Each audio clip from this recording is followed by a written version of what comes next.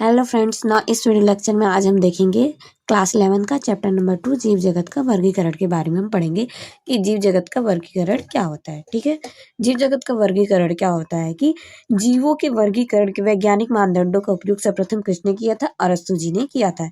किसने किया था? अरस्तु जी ने किया था। तो हम सर्वप्रथम अरस्तु का वर्गीकरण पढ़ेंगे कि उनके अकॉर्डिंग उन्होंने अपना वर्गीकरण कैसे किया था, मतलब कि अरस्तु का वर्गीकरण। अरस्तु के वर्गीकरण का क्या आधार था? सरल आकार की लक्षण, यानी हम कह सकते हैं कि वह लक्षणों के आधार पर उन्होंने अपना वर्गीकरण किया था। ठीक है, हम देखते हैं उन्होंने पादप का वर्गीकरण कैसे किया था। पादप का वर्गीकरण, ठीक है, पादप का वर्गीकरण उन्होंने 3 पार्ट में डिवाइड किया था। ठीक है, शाक, झाड़ी, वृक्ष। शाक लाइक दैट जैसे कि चावल, गेहूं, तुलसी, ये सारे पौधे कैसे होते हैं? कोमल होते हैं, सॉफ्ट होते हैं, लचीले होते हैं एंड देन ग्रीन कलर के होते हैं।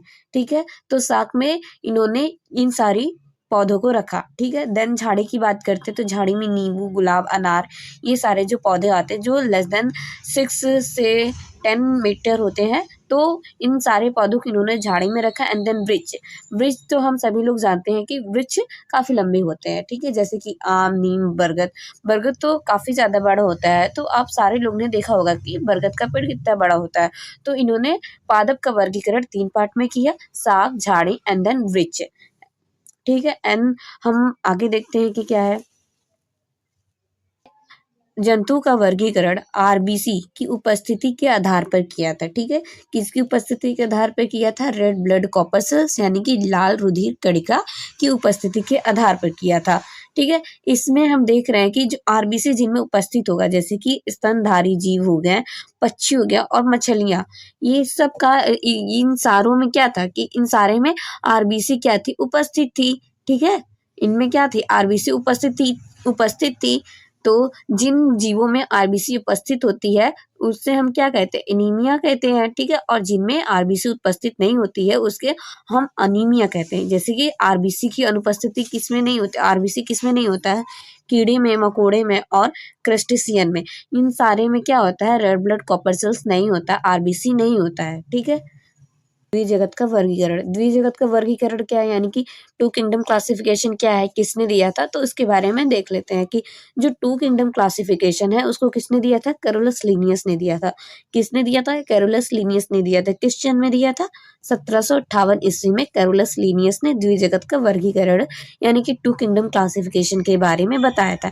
इन्होंने क्या बताया? इन्होंने बताया कि जितने भी जीव है सभी जीवित जीवों को 2 समूहों में विभाजित किया। जो कैरोलस लीनियस थे उन्होंने जितने भी जीवित जीव थे इनको क्या किया? 2 समूहों में विभाजित कर दिया। फर्स्ट क्या था? फर्स्ट उन्होंने पादप जगत एंड देन सेकंड जंतु जगत में इन्होंने डिवाइड किया। पादप जगत को हम प्लांटी किंगडम कहते हैं और जंतु जगत को हम एनी एनिमिलिया किंगडम कहते हैं। ठीक है, इनके वर्गीकरण का क्या आधार था? इनके वर्गीकरण का आधार था प्रकाश संश्लेषी। इन्होंने प्रकाश संश्लेषी के आधार पर जीवों का वर्गीकरण किया। इन्होंने कहा कि जिन जीवों में प्रकाश संश्लेषण होगा उनको हम पादप जगत में रखेंगे एंड देन जिन जीवों में प्रकाश संश्लेषण नहीं होगा वो जंतु जगत में रखा जाएगा। मतलब जो प्रकाश संश्लेषण कर रहे हैं, ठीक है, जो प्रकाश संश्लेषण कर रहे हैं उनको हम किस में रखेंगे? पादप जगत में रखेंगे। और जो अप्रकाश संश्लेषण यानी कि जो प्रकाश संश्लेषण नहीं कर रहे हैं उनको हम जंतु जगत में रखेंगे। ठीक है, एंड देन इन्होंने क्या कहा कि सरलता से समझने वाले और लागू करने में आसान रहेंगे। इन्होंने कहा, इसलिए इन्होंने 2 पार्ट में डिवाइड किया, पादप जगत एंड देन जंतु जगत में। इनको यह लगा कि सरलता से समझने में, लागू करने में आसान रहेगी ये चीजें। ठीक है, लेकिन इनकी द्विजगत वर्गीकरण की जो मुख्य कमियां थी उन्हें हम देखते हैं कि इनकी द्विजगत वर्गीकरण विफल क्यों हो गया, उसमें क्या एक्सेप्शन थे जो इन्होंने नहीं किया था अपने में, जिस कारण से द्विजगत वर्गीकरण चल नहीं सका। ठीक है, फर्स्ट इन्होंने इनकी एक्सेप्शन क्या है? फर्स्ट इनकी कमी क्या है द्विजगत वर्गीकरण का?